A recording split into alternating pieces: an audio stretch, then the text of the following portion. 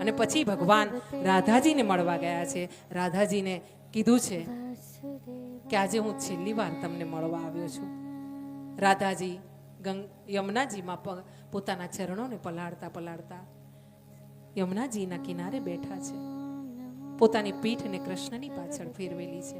અસંખ્ય એવા મોર પીંછ જાણે યમુનાજીમાં તરી રહ્યા છે. અને પાછળથી કૃષ્ણએ આવીને રાધાજીના ખભા પર હાથ મૂક્યો છે. હાથ મૂકીને એકદમ કોમળ સ્વરથી પૂછ્યું છે, રાધે પ્રિય, હું તને મળવા આવ્યો છું. રાધાએ નથી સાંભળ્યું. કૃષ્ણએ ફરીથી કીધું છે, સાંભળ્યું રાધા, હું તને છેલ્લી વારનું મળવા આવ્યો છું. રાધાએ તો પણ નથી સાંભળ્યું. કૃષ્ણએ ફરીથી એના હાથને પકડીને પોતાની તરફ ખેંચતા કીધું છે, રાધા સાંભળો ને, હે વૃંદાવનેશ્વરી, હે રાસેશ્વરી, મારી વાત સાંભળો. હું છેલ્લી વારનો તમને મળવા આવ્યો છું. હું ગૌલોક ગમન કરી રહ્યો છું. જાઉં? તમે કહો તો હું જાઉં. તમારી રજા લેવા આવ્યો છું. રાધાજીએ છણકો કર્યો છે. હા, હવે શું જોઈને આવ્યો છે મારી પાસે? ફરીથી કૃષ્ણએ રાધાજીના બે ખભા પાછળથી પકડીને કીધું છે, મારી સામે નહીં જુઓ પ્રિય. રાધાજીએ મોઢું ફેરવી લીધું છે. એવા સમયે કૃષ્ણએ ફરીથી એમના મુખારવિંદને પકડ્યું છે. પોતાની તરફ ફેરવીને કીધું છે, નેત્રોથી નેત્ર મેળવ્યા છે રાધાજીની સાથે, અને કીધું છે, રાધા, હું ગૌલોક ગમન કરી રહ્યો છું. શું તમે મને વિદાય નહીં આપો? ત્યારે રાધાજીએ કીધું છે, જે દિવસે તું મથુરા જતો હતો ને, વૃંદાવન છોડીને, ત્યારે મને પૂછવા આવ્યો હતો. તે દિવસે મને પ્રશ્ન કર્યો હતો. તે દિવસે મારા જવાબની કોઈ આશા રાખી હતી અને કીધું તું કે તમે ના પાડશો તો નહીં જાઓ, તું હા પાડે ને તું રજા આપે તો હું જાઉં. તે દિવસે તો તું મને ભૂલી ગયો હતો. ત્યારે તો તું દોડતો દોડતો અક્રૂરના રથ પર ચડી ગયો હતો. ત્યારે તો તું તારી જશોદાને ભૂલી ગયો હતો. ત્યારે તને રાધા નહોતી યાદ આવી? રાધાજી આંખમાં આંસુ સાથે, અને આંખના આ રેલાતા આંસુ જમનાજીના વહેતા જળમાં ભળી રહ્યા છે. જ્યાં જમનાજી વહી રહી છે ને, એની સાથે સાથે આ રાધાજીના આંખના અશ્રુઓ ભળી રહ્યા છે. રાધાજીએ ફરી એકવાર છણકો કરી દીધું છે. પ્રિયા કહે છે, મને વાલી કહે છે, અને છતાં પણ હું કહું છું તું માનતો નથી. તારી ઈચ્છાથી તું ગયો છે ને મથુરા, અને ત્યાંથી પાછો દ્વારિકા. ત્યારે તે જોયું કે રાધા જીવે છે કે મરે છે, જશોદા જીવે છે કે મરે છે. અરે ફટ છે તને, તને યાદ ન આવી તારી માની? હા, તને યાદ ના આવી એના માખણની? તું કેવી રીતે જીવી ગયો? તું આજે કાનો નથી, તું તો દ્વારિકાધીશ બની ગયો છે. ઓહો, તું તો રાજા છે, દ્વારિકાનો રાજા છે. આજે દ્વારિકાના રાજાને રાધાની શું જરૂર પડી? આમ રાધાજી ટોણા મારી રહ્યા છે.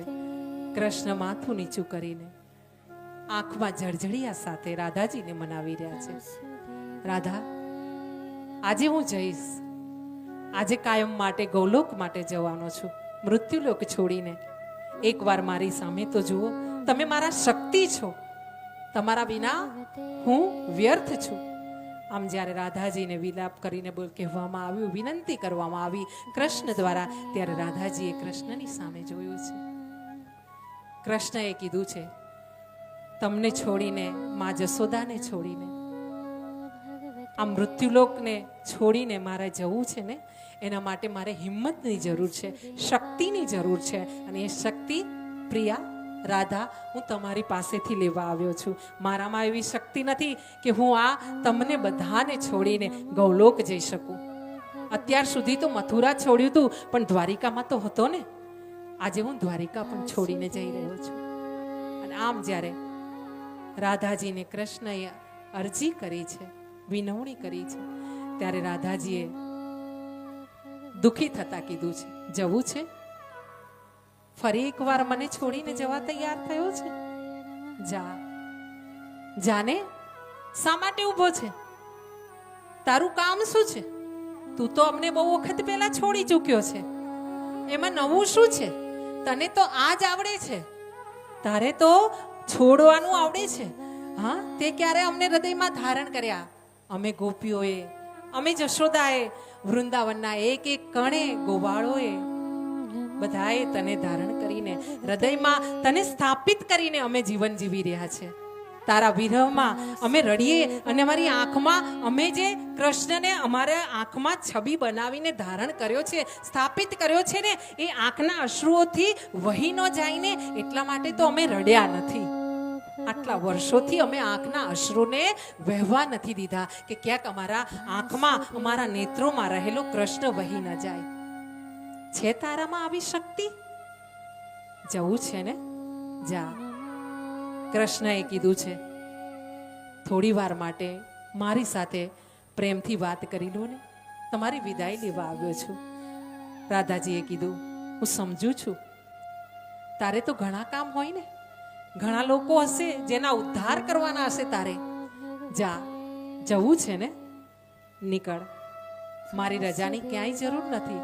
અને એવા સમયે કૃષ્ણએ ફરી અરજી કરી છે, રાશેશ્વરી, હું જાઉં છું, હું ધરાને છોડીને જઈ રહ્યો છું. રાધાજીએ કીધું છે, કૃષ્ણની તરફ જોઈને એની વાંસળીને હાથમાં પકડીને, જવું છે ને, જા, હું તને કહું છું, હવે તું જા. અને આમ કૃષ્ણ પાછા પ્રભાસ ક્ષેત્રમાં પાછા આવ્યા છે. એવા ક્ષેત્રમાં પોતાના શરીરના આત્મા દ્વારા જે રાધાજીને મળવા ગયા હતા છેલ્લી વારનો, અને પછી પાછા આવ્યા છે.